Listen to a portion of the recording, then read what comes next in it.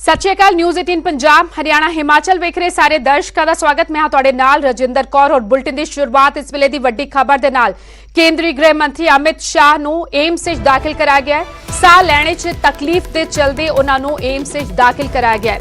ਹਾਲ ਹੀ ਵਿੱਚ ਮੈਦਾਂਤਾ ਹਸਪਤਾਲ ਤੋਂ ਕੇਂਦਰੀ ਗ੍ਰਹਿ ਮੰਤਰੀ ਅਮਿਤ ਸ਼ਾਹ ਨੂੰ ਛੁੱਟੀ ਮਿਲੀ ਸੀ। ਕੁਝ ਦਿਨ ਪਹਿਲਾਂ ਹੀ कोरोना ਨੂੰ ਮਾਤ ਦੇ ਕੇ ਘਰ ਪਹੁੰਚੇ ਸਨ ਅਮਿਤ ਸ਼ਾਹ, ਪਰ ਇੱਕ ਵਾਰ ਫਿਰ ਉਹਨਾਂ ਨੂੰ ਏਮਸ ਦਾਖਲ ਕਰਾਇਆ ਗਿਆ ਹੈ। ਦੱਸਿਆ ਜਾ ਰਿਹਾ ਹੈ ਕਿ ਸਾਹ ਲੈਣ ਵਿੱਚ ਤਕਲੀਫ ਦੇ ਚਲਦੇ ਉਹਨਾਂ ਨੂੰ ਕੱਲ ਦੇਰ ਰਾਤ ਏਮਸ ਦਾਖਲ ਕਰਾਇਆ ਗਿਆ। ਕੋਰੋਨਾ ਰਿਪੋਰਟ ਨੈਗੇਟਿਵ ਆਈ ਸੀ, ਜਿਸ ਤੋਂ ਬਾਅਦ ਮੈਦਾਂਤਾ ਹਸਪਤਾਲ ਤੋਂ ਉਹਨਾਂ ਨੂੰ ਛੁੱਟੀ ਦੇ ਦਿੱਤੀ ਗਈ ਸੀ। ਗੁਰੂਗ੍ਰਾਮ ਦੇ ਮੈਦਾਂਤਾ ਹਸਪਤਾਲ ਕਾਫੀ ਦਿਨ ਭਰਤੀ ਰਹੇ ਕੇਂਦਰੀ ਗ੍ਰਹਿ ਮੰਤਰੀ ਅਮਿਤ ਸ਼ਾਹ। कोरोना पॉजिटिव पाए जाने तो बाद उन्होंने गुरुग्राम के मैदांता हस्पताल दाखिल करवाया गया सी, पर बीते दिन ही कोरोना रिपोर्ट नैगेटिव आने तो बाद उन्होंने हस्पताल तो छुट्टी दे दी गई सी। पर हुण साह लैण विच दस्सिया जा रहा है तकलीफ हुई, जिस तो बाद बीती रात उन्होंने एम्स दाखिल करवाया गया है। शंकर आनंद मेरे सहयोगी दिल्ली तो जुड़ चुके हैं। शंकर, कोरोना को मात देकर घर पहुंच गए थे अमित शाह, लेकिन अब बताया जा रहा है कि सांस लेने में दिक्कत हुई, जिसके चलते एम्स में दाखिल करवाया गया। फिलहाल क्या अपडेट उनकी सेहत के बारे में? देखिए, पिछले कुछ दिनों पहले मेदांता अस्पताल में भर्ती हुए थे और उस वक्त में केंद्रीय गृह मंत्री अमित शाह ने खुद से इस मामले में औपचारिक तौर पर जानकारी देते हुए बताया था कि वो कोरोना पॉजिटिव है। मेदांता अस्पताल में इलाज के दौरान फिर उन्होंने एक दूसरा जो मेडिकल टेस्ट करवाया, उसके बाद उन्होंने इस मामले पर औपचारिक तौर पर बताया कि वो नेगेटिव हो चुके हैं और इसी के बाद उनकी जो तबीयत है उसमें थोड़ा सा और भी अप एंड डाउन का देखने को मिल रहा था। लिहाजा इस मामले की गंभीरता को देखते हुए उन्हें एम्स अस्पताल में भर्ती कराया गया है। लेकिन अभी थोड़ी देर पहले इस मामले पर औपचारिक तौर पर एक बयान आया है, जिसमें कहा गया है कि वो कोरोना पॉजिटिव अब नहीं रहे, वो नेगेटिव उनकी रिपोर्ट है। लेकिन उनके जो स्वास्थ्य में भी अब कोई बहुत ज्यादा कोई दिक्कतें नहीं आ रही है। लेकिन एम्स अस्पताल में बेहतर इलाज के लिए और बेहतर डॉक्टरों के दिशा निर्देश में रहने के लिए यहाँ पे वो आए हैं और यहाँ पे रह करके वो अपना स्वास्थ्य लाभ ले रहे हैं। सामान्य तौर पर देखा जाता है कि कोई भी जब कोरोना नेगेटिव होता है, यानी कि उसके बाद भी डॉक्टरों की निगरानी में रखा जाता है, तो यहाँ पर इसकी वजह से रखा गया है। और दूसरा एक और महत्वपूर्ण कारण हो सकता है कि यहाँ पर रहने के बाद वो आराम से अपने ऑफिशियल जो दिशा निर्देश है, जो ऑफिशियल जो आदेश देना होता है, उसको आसानी से यहाँ से दे सकते हैं। क्योंकि मेदांता अस्पताल डिस्टेंस भी काफी था और मेदांता अस्पताल में वहाँ पे गुरुग्राम में पहुंचने में काफी दिक्कतें होती थी अधिकारियों को। तो अब एम्स अस्पताल में रह करके यहाँ से आराम से डॉक्टरों को जो डॉक्टरों के निर्देश में बकायदा वो उनका इलाज चलेगा और जो भी आवश्यक उनके लिए मेडिकल सुविधाएं होंगी वो तमाम व्यवस्थाएं की जा रही है। और एम्स के जो निदेशक है रणदीप गुलेरिया, उनके मार्गदर्शन में इन तमाम चीजों को देखा जा रहा है। शंकर, ये भी जानना चाहेंगे कब तक एम्स में अब दाखिल रहेंगे अमित शाह? क्या इस बारे में कोई जानकारी दी गई है और कोई मेडिकल बुलेटिन भी उनकी सेहत के बारे में जारी किया जाएगा? देखिए, अमित शाह पूर्ण तौर से अब स्वस्थ हैं और इस बात से अब वो औपचारिक तौर पर उनके दफ्तर से इस मामले की औपचारिक तौर पर घोषणा करके भी बता दिया गया है कि वो पूर्ण तौर पर स्वस्थ है। लेकिन कोरोना नेगेटिव होने के बावजूद आपको कुछ दिन तक डॉक्टरों की निगरानी में रहना पड़ता है और उचित जो परामर्श जो होता है डॉक्टरों को वो लेना होता है। इसलिए वो एम्स के अस्पताल में यहाँ पे है और यहाँ पे कल देर रात में तकरीबन 2 बजे के लगभग उनको यहाँ पे लाया गया है। और यहाँ पे जो एम्स का जो पुराना ब्लॉक है, जिसे ओल्ड ब्लॉक के नाम से जानते हैं, उसके 6 फ्लोर पे वहाँ पे रखा गया है और वहाँ पर रख करके उनका ध्यान रखा जा रहा है, उनकी तमाम निगरानी की जा रही है। और उसके बाद वरिष्ठ डॉक्टरों का पैनल उनका खान पान और जरूरत के मुताबिक जो है उनसे जो दिशा निर्देश होता है वो बकायदा दे रहे हैं। तो इतना स्पष्ट है कि अमित शाह जी ने और उनके दफ्तर के द्वारा ये इस बात पर बता दिया गया है कि उनका स्वास्थ्य स्वस्थ है, पहले से बेहतर है, अभी फिलहाल कोई दिक्कत नहीं है। लेकिन निगरानी के लिए वो बकायदा यानी कि एहतियातन कुछ दिन एम्स में रह सकते हैं अमित शाह। शुक्रिया शंकर तमाम जानकारी के लिए। सो केंद्रीय गृह मंत्री अमित शाह ਨੂੰ बीती रात साह ਲੈਣ ਤਕਲੀਫ ਹੋਈ ਤਾਂ ਉਹਨਾਂ ਨੂੰ ਦੇਰ ਰਾਤ एम्स ਹਸਪਤਾਲ ਦਾਖਲ ਕਰਵਾਇਆ ਗਿਆ। ਫਿਲਹਾਲ ਦੱਸਿਆ ਜਾ ਰਿਹਾ ਕਿ ਉਹਨਾਂ ਦੀ ਸਿਹਤ ਠੀਕ ਹੈ। ਫਿਲਹਾਲ ਡਾਕਟਰਾਂ ਦੀ ਨਿਗਰਾਨੀ ਹੇਠ ਉਹਨਾਂ ਨੂੰ ਰੱਖਿਆ ਜਾ ਰਿਹਾ ਕਿਉਂਕਿ ਬੀਤੇ ਦਿਨ ਹੀ ਉਹਨਾਂ ਨੇ कोरोना ਨੂੰ ਮਾਤ ਦਿੱਤੀ ਸੀ। ਗੁਰੂਗ੍ਰਾਮ ਦੇ ਮੈਦਾਂਤਾ ਹਸਪਤਾਲ ਤੋਂ ਬੀਤੇ ਦਿਨ ਹੀ ਉਹਨਾਂ ਨੂੰ ਛੁੱਟੀ ਮਿਲੀ ਸੀ ਜਦੋਂ ਰਿਪੋਰਟ ਨੈਗੇਟਿਵ ਆਈ ਸੀ, ਪਰ ਫਿਲਹਾਲ एहतियातन ਉਹਨਾਂ ਨੂੰ एम्स ਹਸਪਤਾਲ ਹੀ ਰੱਖਿਆ ਜਾ ਰਿਹਾ ਹੈ।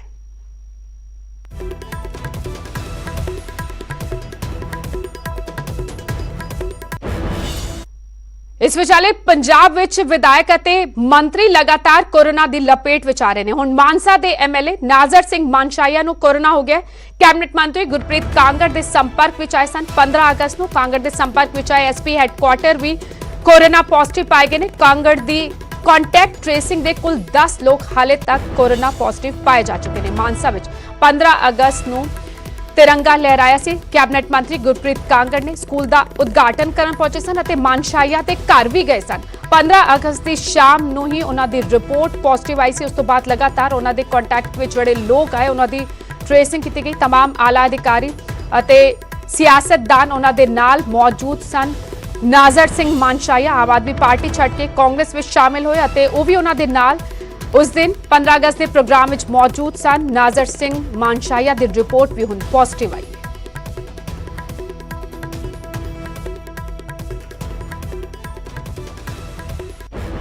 अगे वधदे हां। जम्मू कश्मीर शहीद होया हिमाचल दा लाल सिरमौर के 24 साला प्रशांत ठाकुर जम्मू कश्मीर शहीद हो गए ने।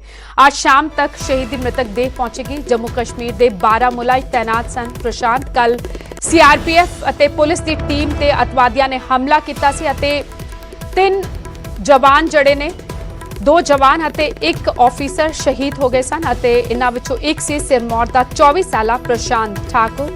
प्रशांत की मृतक देह अज शाम तक उसके जद्दी पिंड पहुंचेगी। सिरमौर के नाल संबंधित सी 24 साला प्रशांत ठाकुर जम्मू कश्मीर शहीद हो गया। देश के लिए कुर्बान हो गया हिमाचल दा लाल। सतीश शर्मा सिरमौर तो मेरे सहयोगी इस वक्त फोन लाइन थे जुड़ चुके ने। सतीश, जाहिर तौर पर परिवार में मातम पसरा हुआ है। ये कहा जा रहा है कि शाम तक मृतक देह जो है वो लाई जाएगी और क्या कौन कौन से मेंबर उनके परिवार में, प्रशांत ठाकुर के परिवार में? बताना चाहूंगा कि जो प्रशांत ठाकुर जो शहीद हुए वो सिरमौर जिला के गवाना गांव के जो रहने वाले थे। देर रात जो है वो शहीद के परिवार को जो है सेना की तरफ से जो उनके शहादत की जो वो सूचना दी गई और जैसा कि अधिकारियों से हमारी बात हुई है तो देर शाम तक उनका पार्थिव शरीर जो है यहाँ पहुंचने की जो है उम्मीद है।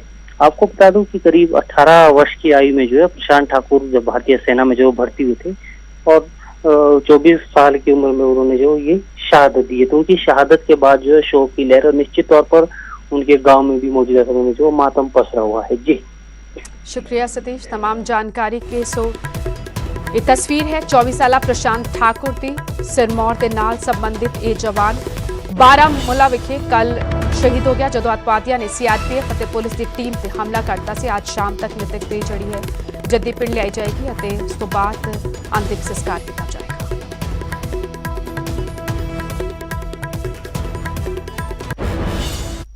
अगली खबर ਦਾ ਰੁਕ ਕਰਦੇ ਹਾਂ। ਸਕੂਲ ਫੀਸ ਵਿਵਾਦ ਤੇ ਪ੍ਰਦਰਸ਼ਨਾਂ ਦਾ ਦੌਰ ਜਾਰੀ। ਹੁਣ ਅੰਮ੍ਰਿਤਸਰ ਵਿੱਚ ਮਾਪਿਆਂ ਦਾ ਗੁੱਸਾ ਫੁੱਟਿਆ। ਨਿੱਜੀ ਸਕੂਲ ਦੇ ਬਾਹਰ ਵਿਰੋਧ ਪ੍ਰਦਰਸ਼ਨ ਕਰ ਰਹੇ ਨੇ ਮਾਪੇ। ਬਿਨਾਂ ਸਕੂਲ ਖੁੱਲੇ ਫੀਸ ਭਰਨ ਨੂੰ ਤਿਆਰ ਨਹੀਂ। ਹੱਥਾਂ ਵਿੱਚ ਤਖਤੀਆਂ ਲੈ ਕੇ ਨਾਅਰੇਬਾਜ਼ੀ ਕੀਤੀ ਜਾ ਰਹੀ ਹੈ ਮਾਪਿਆਂ ਵੱਲੋਂ। ਲਗਾਤਾਰ ਸਕੂਲ ਫੀਸ ਨੂੰ ਲੈ ਕੇ ਨਿੱਜੀ ਸਕੂਲ ਦੇ ਪ੍ਰਬੰਧਕ ਅਤੇ ਮਾਪੇ ਆਮੋ ਸਾਹਮਣੇ ਆ ਚੁੱਕੇ ਨੇ ਅਤੇ ਅੰਮ੍ਰਿਤਸਰ ਵਿੱਚ ਕਿਸ ਤਰ੍ਹਾਂ ਇੱਕ ਨਿੱਜੀ ਸਕੂਲ ਦੇ ਬਾਹਰ ਮਾਪਿਆਂ ਦਾ ਗੁੱਸਾ ਫੁੱਟਿਆ। ਵੱਡੀ ਗਿਣਤੀ ਵਿੱਚ ਮਾਪੇ ਇਕੱਠੇ ਹੋਏ ਅਤੇ ਸਾਫ਼ ਕਹਿ ਦਿੱਤਾ ਕਿ ਨੋ ਸਕੂਲ ਨੋ ਫੀ।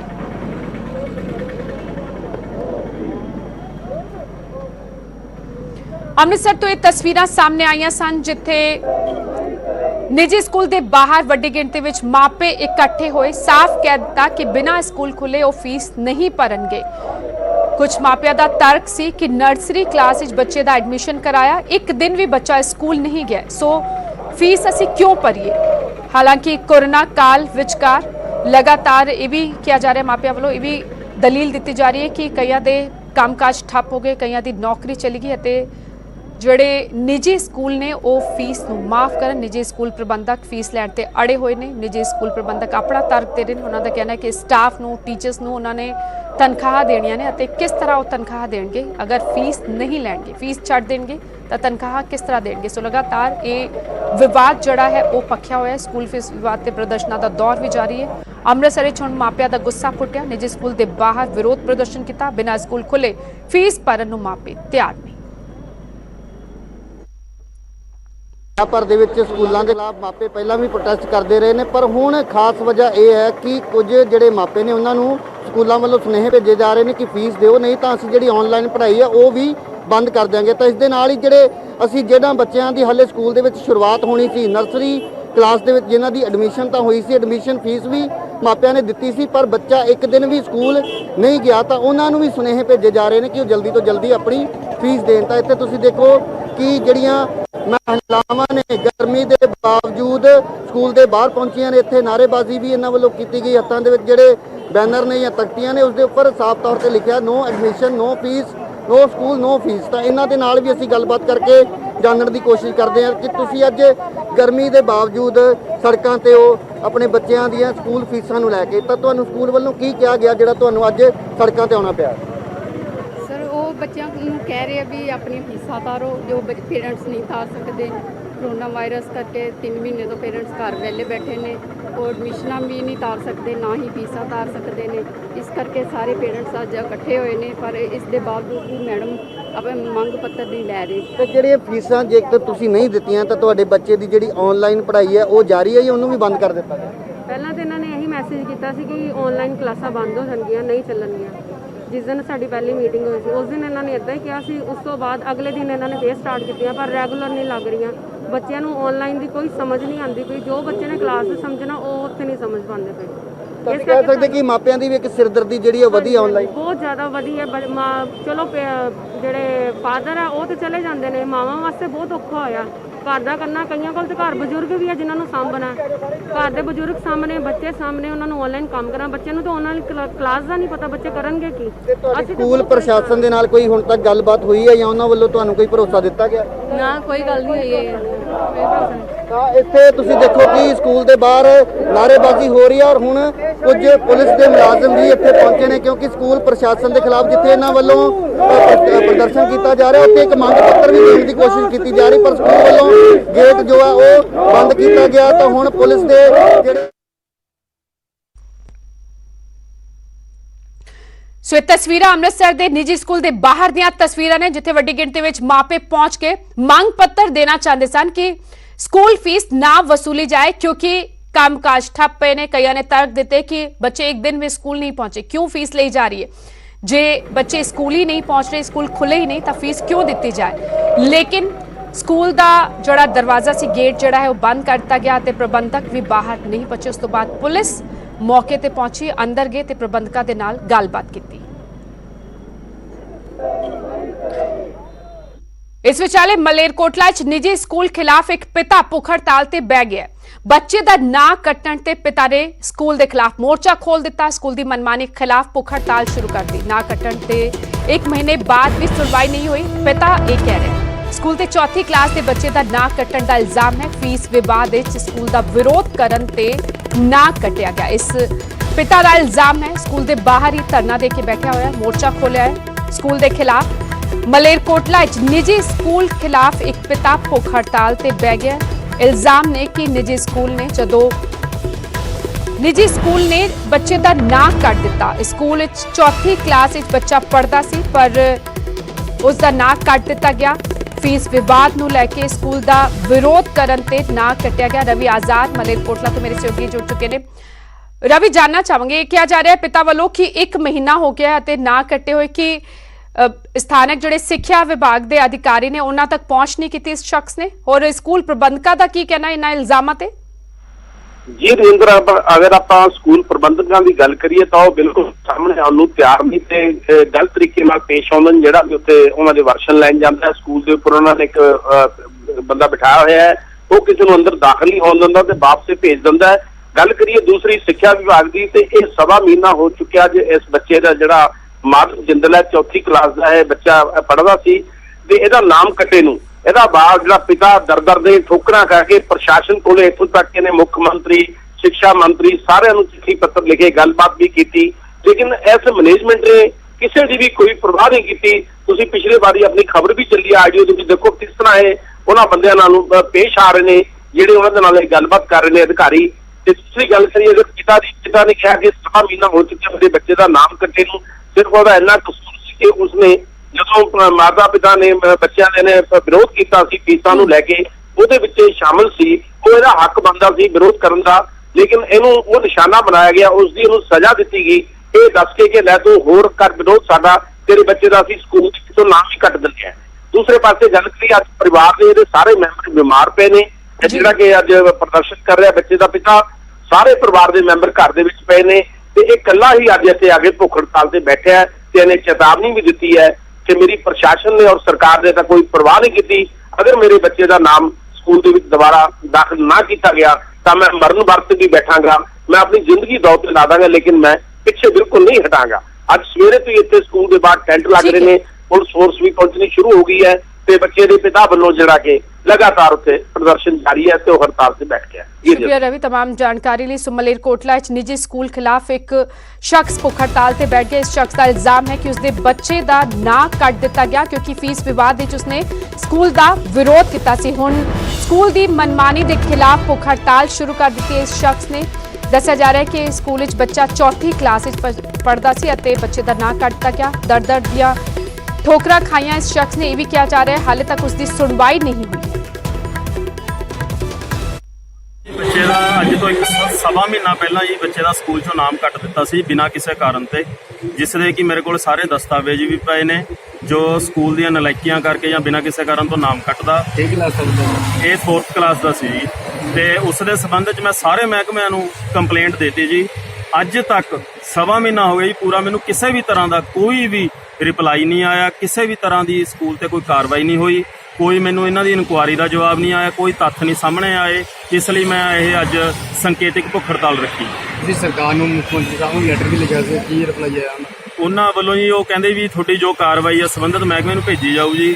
ਡੀਸੀ ਸਾਹਿਬ ਕੋਲੇ ਵੀ ਮੈਂ ਜਾ ਕੇ ਆਇਆ, ਵਿੰਦਰ ਸਿੰਗਲਾ ਜੀ ਕੋਲੇ ਵੀ ਜਾ ਕੇ ਆਇਆ, ਮੋਦੀ ਸਾਹਿਬ ਨੂੰ ਵੀ ਭੇਜੀ, HRD ਮਿਨਿਸਟਰ ਨੂੰ ਵੀ ਭੇਜੀ, ਅਮਿਤ ਸ਼ਾਹ ਜੀ ਨੂੰ ਵੀ। ਹਜੇ ਮੈਨੂੰ ਕਿਸੇ ਵੀ ਪ੍ਰਸ਼ਾਸਨ ਵੱਲੋਂ ਕਿਸੇ ਵੀ ਤਰ੍ਹਾਂ ਦਾ ਕੋਈ ਇਨਸਾਫ ਨਹੀਂ ਮਿਲਿਆ। ਅਗਲੀ ਖਬਰ ਗੁਰਦਾਸਪੁਰ ਤੋਂ, ਜਿੱਥੇ 40 ਸਾਲਾ ਸ਼ਖਸ ਦਾ कतल करता गया। घर च रहन आए रिश्तेदार ने ही जान ले ली। रिश्तेदार नूं दरअसल नशा करन तो रोकिया सी। इस शख्स ने कतल की वारदात नूं अंजाम देण तो बाद मुलजिम मौके तो फरार हो गया। गुरदासपुर तो इस वक्त वड्डी खबर, जिथे 40 साला शख्स का कतल करता गया। घर च एक रिश्तेदार रहन आया सी जिसने उसकी जान ले ली। दस्सिया जा रहा है कि इस शख्स ने रिश्तेदार नूं नशा करन तो रोकिया सी। कतल की वारदात नूं अंजाम देण तो बाद मुलजिम मौके तो फरार हो गया।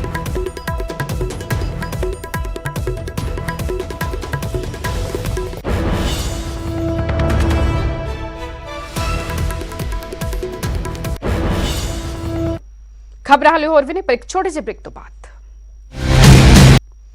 खबर नाभा दे पिंड सकराले तो, जिथे चोरां ने 7 महीनों तो बंद पे NRI दे घर नूं अपना निशाना बनाया ते 10 लाख की नकदी ते होर समान लैके फरार हो गए। इत्थों तक कि चोरां ने घर च पई इंपोर्टेड शराब दियां बोतलां भी नहीं छड्डियां।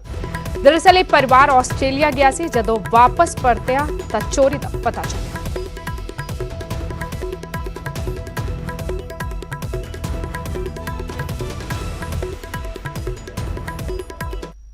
रूम दे विच मेरा लॉकर तोड़ता जी। की चोरी होया? सारियां सेफां तोड़तियां मेरियां, सारी अलमारी मेरी बर्बाद करती, मेरा सोना चक लिया, मेरी चांदी चक ली, 10 लाख रुपए का नुकसान हो गया। हो पीछे कोई केयर टेकर सीगा तुहाडे इत्थे कोठी 'च रखिया होया कोई? नहीं, कोई केयर टेकर नहीं सी। मैं बाहरलियां चाबियां दे गई सी, बाकी मैं सारे रूम लॉक करके गई सी। चोरी कोई बाहरों तो कोई पाड़ दिंदा है, कोई लॉक नहीं टुटा हैगा। सिर्फ अंदर जिहड़ा मैडम का मेन रूम सीगा ਉਹਦੇ ਮੇਨ ਗੇਟ ਦਾ ਜਿਹੜਾ ਉਹ ਲੌਕ ਖੋਲ੍ਹਿਆ ਗਿਆ। ਅੰਦਰ ਕਮਰੇ ਜਿਹੜੀ ਨਮਾਰੀ ਪਈ ਸੀ, ਨਮਾਰੀ ਨੂੰ ਤੋੜਿਆ ਗਿਆ। ਉਹਦੇ ਚੋਂ ਗਹਿਣੇ ਵਗੈਰਾ ਕਹਿੰਦੇ ਨੇ। ਫਿਰ ਤਾਂ ਜਾਣ ਕਰਦੇ ਕੰਮ ਹੋ ਸਕਦਾ। ਹਾਂ, ਕਿਸੇ ਭੇਤੀ ਹੋ ਸਕਦਾ। खबर बठिंडा तो, जिथे महिला कर्जा मुक्ति यूनियन ने प्रदर्शन किया। डीसी दफ्तर के बाहर पहुंच के नारेबाजी की। प्राइवेट बैंकों ते फाइनेंस कंपनियां ते धमकाण दा यूनियन ने इल्जाम लाया। कर्जे ते लगातार लग रहे ब्याज तो यूनियन परेशान है।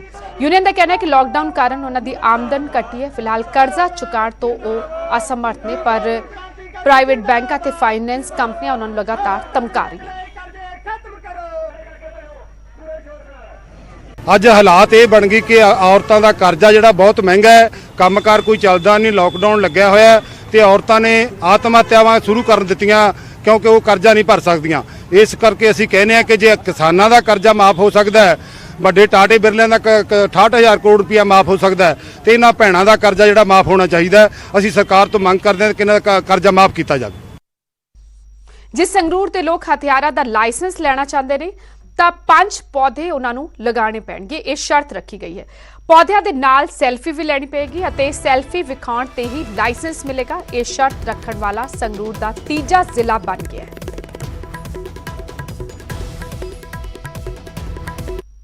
ਮੈਸੇਜ ਇਹ ਦੇਣਾ ਚਾਹੁੰਦੇ ਹਾਂ ਕਿ ਵੱਧ ਤੋਂ ਵੱਧ ਰੁੱਖ ਲਗਾਉਣ। ਆਪਣੇ ਪੰਜਾਬੀ ਬੜੇ ਸ਼ੌਕੀਨ ਹਨ ਵੱਡੀਆਂ ਗੱਡੀਆਂ, ਵੱਡੇ ਮੋਬਾਈਲ, ਮਹਿੰਗੇ ਹਥਿਆਰ ਚੱਕ ਕੇ ਚੱਲਣ ਦੇ। ਜੇ ਇਹ ਸਾਰਾ ਕੁਝ ਸ਼ੌਕੀਨ ਹਨ ਤੇ ਫਿਰ ਵੱਧ ਤੋਂ ਵੱਧ ਪੇੜ ਲਗਾਉਣ ਲਈ ਕਿਉਂ ਨਹੀਂ ਸ਼ੌਕੀਨ। ਪੇੜ ਇੱਕ ਪੌਦਾ 20 ਰੁਪਏ ਦਾ ਆਉਂਦਾ ਹੈ ਜੀ, 1 ਲੱਖ ਦਾ ਹਥਿਆਰ ਲੈ ਸਕਦੇ ਨੇ ਤੇ 5 ਪੌਦੇ ਲਗਾਉਣਾ ਸਿਰਫ 100 ਰੁਪਏ ਦੀ ਗੱਲ ਹੀ ਹੈ ਨਾ ਜੀ। ਇਹ ਗੱਲ ਸਿਰਫ 100 ਰੁਪਏ ਦੀ ਨਹੀਂ ਹੈਗੀ, ਇਹ ਵਾਤਾਵਰਨ ਦੇ ਨਾਲ ਪ੍ਰੇਮ ਕਰਨ ਦੀ ਹੈ। ਜੇ ਅਸੀਂ ਸਾਰਾ ਕੁਝ ਕਰ ਸਕਦੇ ਤਾਂ ਜੇ ਅਸੀਂ 5 ਪੌਦੇ ਲਗਾ ਦੇਵਾਂਗੇ ਤੇ ਉਹਦੇ ਨਾਲ ਵਾਤਾਵਰਨ ਹਰਾ ਭਰਾ ਹੋ ਜਾਏਗਾ ਔਰ ਪਾਣੀ ਦਾ ਜਿਹੜਾ ਲੈਵਲ ਹੈ ਜਿਹੜਾ ਬਹੁਤ ਨੀਚੇ ਜਾ ਚੁੱਕਾ ਹੈ ਉਹ ਉੱਪਰ ਆ ਜਾਏਗਾ। ਸੰਗਰੂਰ ਦੀ ਖਸਤਾ ਹਾਲ ਸੜਕਾਂ ਹਾਦਸਿਆਂ ਨੂੰ ਦਾਵਤ ਦੇ ਰਹੀਆਂ ਨੇ। ਲਗਾਤਾਰ ਵੱਡੇ ਆਗੂ ਇੱਥੇ ਪਹੁੰਚਦੇ ਨੇ, ਵਾਅਦਾ ਕਰਦੇ ਨੇ ਸੜਕਾਂ ਠੀਕ ਕਰਾਉਣ ਦੀ, ਪਰ ਇਹ ਵਾਅਦਾ ਹਾਲੇ ਤੱਕ ਵਫਾ ਨਹੀਂ ਹੋਇਆ।